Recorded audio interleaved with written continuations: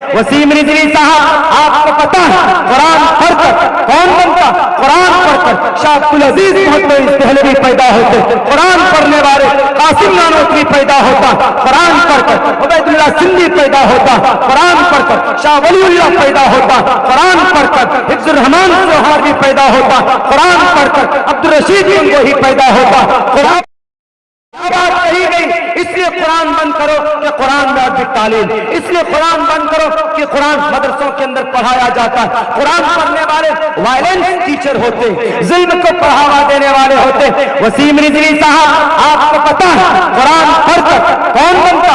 कुरान पढ़कर शाह अब्दुल अजीज मोहम्मद दहलवी पैदा होते, कुरान पढ़ने वाले कासिम नानोतवी पैदा होता, कुरान पढ़कर उबैदुल्लाह सिंधी पैदा होता, कुरान पढ़कर शाह वलीउल्लाह पैदा होता, कुरान पढ़कर हिफ्जुर रहमान सोहारी पैदा होता, कुरान पढ़कर अब्दुल रशीद गंगोही पैदा होता, कुरान पढ़कर मौलाना जाफर थानेसरी पैदा होता, कुरान पढ़कर मौलाना अबुल कलाम आजाद पैदा होता, कुरान पढ़कर अशफाकुल्लाह खान पैदा होता, कुरान पढ़कर ब्रिगेडियर अब्दुल हमीद पैदा होता, जिसने पाकिस्तान के 2 टैंकों को खाड़ कर फेंक दिया था, अपने हाथों से उड़ा कर रख दिया था, वो पैदा होता। कुरान पढ़ने वाला मुजाहिद होता, अपने देश की रक्षा के लिए मर मिटने के लिए तैयार होता। कुरान पढ़ने वाले फजल खैराबादी पैदा होते हैं, कुरान पढ़ने वाले मौलाना इलियास पैदा होते, कुरान पढ़ने वाले मौलाना अशरफ अली थानवी पैदा होते, कुरान पढ़ने वाले एपीजे अब्दुल कलाम पैदा होता, कुरान पढ़ने वाले मौलाना शौकत पैदा होते। कौन थे ये लोग? वसीम रिजवी, उठाओ अपने इतिहास को। ये वो लोग हैं जिनको स्वतंत्र सेनानी कहा जाता है, जिनको फ्रीडम फाइटर कहा जाता है, जिन्होंने अपने घर को छोड़कर, अपनी बीवियों को छोड़कर 4 लाशें घर के अंदर पड़ी हुई। हुसैन अहमद मदनी कहते हैं औसत पर जाकर मिलूंगा, लेकिन इस वक्त इस देश को हमारी जरूरत है। उठाओ तारीख। कुरान पढ़ने वालों को कहते हो कि आतंकवाद बनते, आतंकवाद कौन बनता? आतंकवाद आरएसएस की फील्ड से बनता, आतंकवाद हिंदू महासभा से निकल कर आता। आतंकवाद कहां से आता? नाथूराम गोडसे को क्यों नहीं बोलते? नाथूराम गोडसे आतंकवाद था। कौन सा कुरान पढ़ा था? कौन सा कुरान पढ़ा था? वीर सावरकर, वीर का लक़ब देते हो, अंग्रेज के सामने हाथ जोड़कर खड़ा हो गया था। कौन सा कुरान पढ़ा था? इन लोगों को नहीं कहोगे आतंकवाद का ताल्लुक, they are not related to the any kind of Muslim organization and Islamic मदरसा। आतंकवाद का ताल्लुक इस्लाम से नहीं, मदरसों से नहीं, मदरसों से उन लोगों का ताल्लुक होता है जो अपने देश के लिए रातों को उठकर दुआ करता है कि अल्लाह हमारे देश की हिफाजत फरमा। उनको बोलते।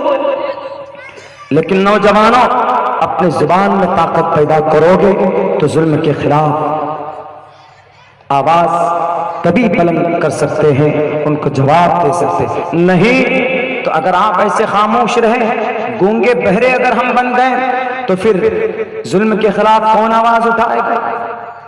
गलत चीजें पेश कर दी कि नहीं, चोर के लिए कहा गया कि हाथ काट दो कुरान में।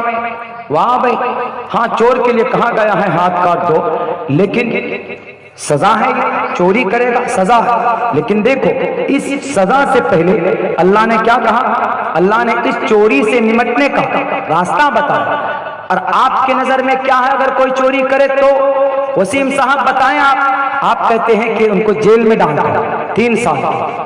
बात है कि 3 साल के लिए जेल में डाल दो या 7 साल के लिए जेल में डाल दो, या इस्लाम कहता है कि उसके हाथ काट दो, सजा बराबर है। लेकिन बताओ, किस चोरी से बचने का रास्ता है वसीम रिजवी आपके पास?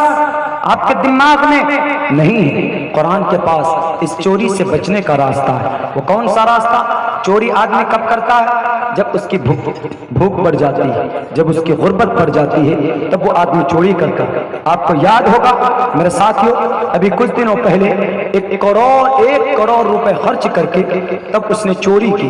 वो कैसा चोर होगा? वो कौन सी दौलत होगी जिसको हथियाने के लिए, जिसको पाने के लिए उन्होंने चोरी की 1 करोड़ रुपए खर्चा किया। लेकिन चोरी की, पता चला कि 1 करोड़ रुपए खर्च करके उसने चोरी कैसे की?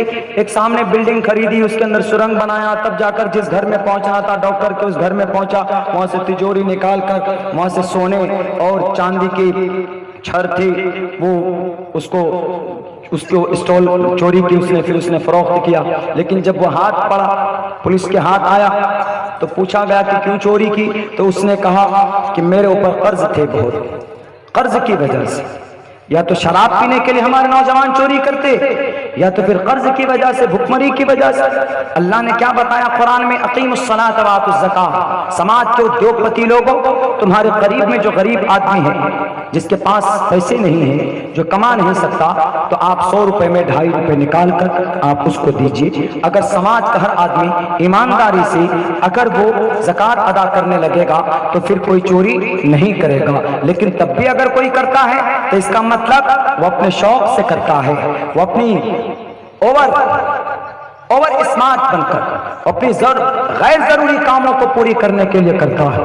تو اسی صورت میں تب قرآن کہتا ہے کہ اب وہ شوقیانہ چوری کر رہا ہے، اس لیے السارق والسارقۃ فاقطعوا ایدیہما۔